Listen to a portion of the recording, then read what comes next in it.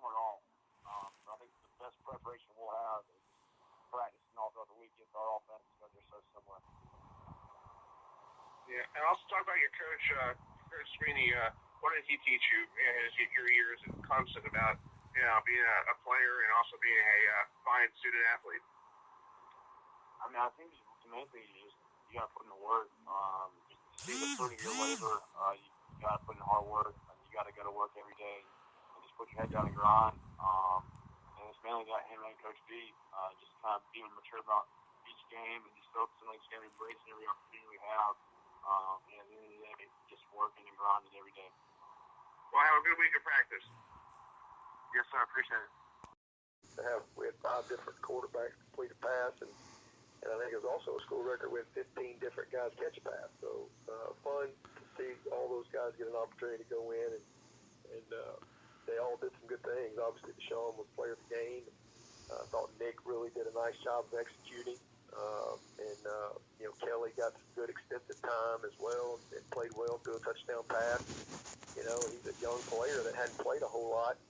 So when you get opportunity to get him in the game, it just really helps you with that learning curve and, seeing himself on tape and being able to, coach the live action. Mm-hmm. And, practice will only get you so far. So that was really good to get those guys. And then I thought Tucker went in and did a nice job in the fourth quarter. I think he was 3 for 3, made a nice throw on the sprint out to Seth Ryan. And we got Barnes in there as well at the end. So it was fun for those guys to get some good experience. Any of the quarterbacks that played yesterday, could you help you with the option on Thursday night? Typically Brent likes to be the quarterback because he wants to control the tempo. I don't know how much that helps us, but it helps us from a he knows exactly what he wants over there. But we'll have Zarek Cooper will be our quarterback as far as the scout team goes, and he'll be the guy. But usually at the beginning of the week, Brent likes to kind of teach the scout quarterback, and as he's installing our defense. And one last question to ask you: with this halftime thing, when you guys went into halftime, who came up with this idea of just playing one last quarter? Because I haven't seen that before in a very long time, except for high school. Playing one last, well, we actually played 2 quarters. Oh, you did? Yeah, we played the third and fourth quarter. They just instead of 15 minutes, they made them 12-minute quarters. Oh, okay. So, but we played 4 quarters, and it was just something the refs came to me and asked me about it, and then I said I wouldn't have a problem with it, and they came back to me in the beginning of when we got out there for the third quarter and said, hey, would you be okay making it 12-minute quarters this last half? And I said, fine. No problem. Cool. Coaches, He was back last week, so he's back. Well, he's playing. Well, we'll see, but he's ready to play. Hey, Dabo. Yeah. Hey, it's Chris Seidel. Talk about the last year you guys had a hard time with NC State at the half. You guys were playing like a slugfest up there in Raleigh, and then you pulled away in the second half. Are they different this year, or is it the same team as last year? No, I think they're different in that they're, just a better team.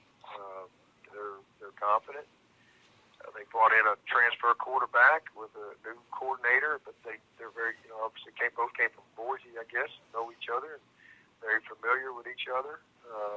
But they're a 4-1 team that is coming off a huge win for them, and very confident. But they're always tough. Especially when we go up there, it's been a slugfest every time, and we've had some tough games here as well. So got a lot of respect for them. This will be another good defense. They're 8th in the country in total defense. They're 8th in rush defense, 15th in scoring defense.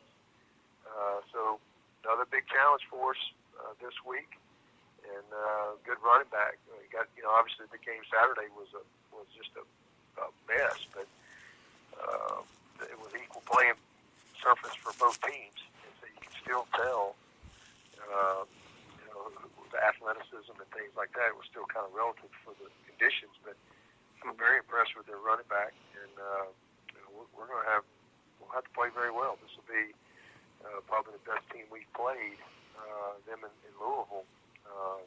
Outside of, I think Louisville, to this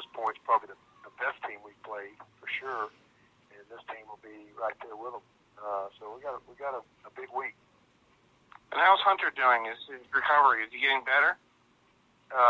Say that again. Hunter? Oh yeah. He's doing good. He's practicing every day. He's catching balls. He's doing everything. He does all the one-on-ones. So he's staying in shape and just kind of waiting for him to take that cast off. But he goes through everything we do in practice. He does Skelly, everything. And he's going to be ready after the bye week, right? Hopefully. Yeah, I think he'll definitely be back for Florida State. I don't have any doubts about that. Okay. Hey, talk about the other quarterbacks who came in yesterday, besides Nick. How did they do? Nick was our player of the game. He played very well. I mean, Deshaun was just tremendous. That's by far the best first half. He was just lights out in just about every regard with his decision making and accuracy and everything. We had Mike had a drop in there on that first one, and then we had another deep ball that we didn't hang on to. But he was great, and like I said earlier, Nick just steps in, tremendous preparation, and it was great. As far as unintended things that happen, you don't want to see your quarterback get banged up, but to see Nick go out there and to show the preparation and the work that he's put in and to create that confidence was awesome, because he finishes the drive and we get a touchdown, and then again we had a 30-second drive right before the half, and then we come right back out and pick right back up. I mean, he just played really, really well and had great command of the offense. So, and the guys continued to play with a high level around him. So I was just very encouraged by that. And then Kelly, Kelly did some good things. Kelly doesn't have as much experience. Obviously, this is just his second year, but he's really improving. And every time he gets a chance to get on that field, it's just the game can kind of slow down a little bit for him. So, and then Tucker, we were able to get Tucker in there, and he did a nice job. So just good for the development of those guys. Yeah, talk about James Conner coming up next week, Dabo. He's playing against running back from Pitt. Wonderful story for him coming back from cancer and all that stuff. What do you think about stopping him next week in the run game against the Pitt Panthers? Yeah, well, it's a totally different challenge for our defense this week than last week. Obviously, these very, very different philosophies as far as how they go about their business. So big challenge. I mean, these guys, this running back is very, very good, and they do a great job with their play actions. That built off of their running game. Lots of shifts and formations, a lot of option principles, to be honest with you, that really force you to, as far as how you have to defend these guys. Totally, like I said, totally different than last week, where it's a team that's going to throw it 40, 50 times.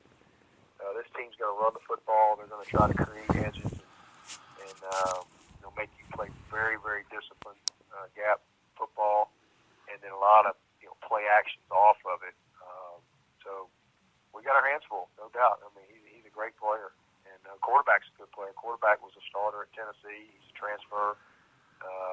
And I think they got the number one guy in the country in kickoff return. So I know they didn't play well this week, but we'll get their A game. We know that. Question for you. Is it good to, I know you don't want to lose in any game. I know everybody doesn't like to lose, but is it good to lose now or later in the year? I don't have a time where I say, if we're gonna lose, let's lose now. I don't ever think about that. I guess those are things that play out in the course of the season. I think it's always, as the season plays out, then people will say,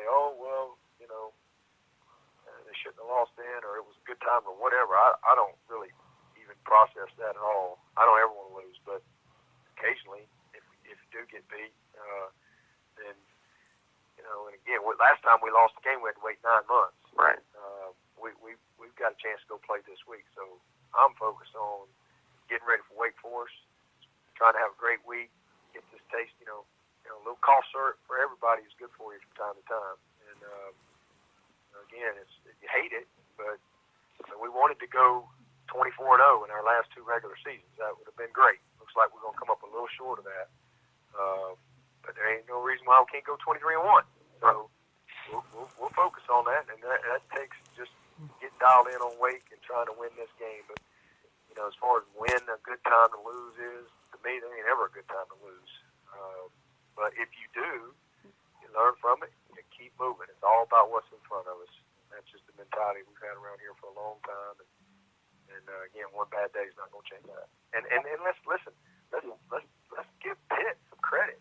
I mean, these guys played their butts off and coached their tails off, and they earned it, and they deserved to win the ball game.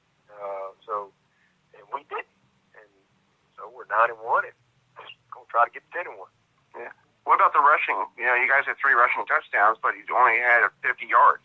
So that's like yeah, that's because we threw for 580. Right. And if we'd have rushed it for 580 and thrown it for 30, you'd be asking what happened to the passing game. It'll be like Army. You'll be like Army. Yeah. But again, as I said earlier, that's just we knew coming in. I mean, the style of play that we were going to see, and there was going to be a ton of opportunity. And there were probably 30 run calls that Deshaun turned into passes. He threw a couple touchdowns on run calls. They were just. He threw one to Dion was a run call. He threw one to Mike was a run call. He took advantage of the things that they gave us. And again, 630 yards of offense, and you don't win. Obviously, we made a few mistakes somewhere in there, and that's what happened. Hey, happy birthday. Thank you. Talk about South Carolina. What do you see on film? I know they have Muschamp used to be the Gator coach, and then he went back to Auburn to be the defensive guy, and then now he's back as coaching. So what do you see on a Muschamp type team? Yeah, well, we're just kind of really getting dug in deep on these guys today. But obviously they've made a change. They played multiple quarterbacks this year, but I think they've settled in with Bentley. And he's a very good young prospect. Throws a beautiful ball. He's a big kid. You can tell he's got a good understanding of things. They've got an offensive line that looks like that they've had some. They've kind of settled in on those guys as well. The Bailey kid is as good a player as you're going to see out there. He is a great football player. They're playing 3 backs. The freshman, Dowdell, and Turner, Williams, all 3 of those guys, very, very good players. Samuel Kidd is an outstanding receiver. The freshman, Edwards, has made a lot of big plays for him this year. He's a bigger target. But they're doing a good job, giving themselves a chance to win. They're playing good defense. Will, obviously, is always been a great defensive guy. I see his imprint already taking form with these guys and what they're doing schematically and just the effort that they play with. And so it's a good football team. I think they took a kickback. I haven't seen it yet, but I think they took a kickback against Western Carolina yesterday. So it'll be a tough team. I mean, they've played everybody tough. So we know we've got to come with a good plan this week and then execute the plan at a high level.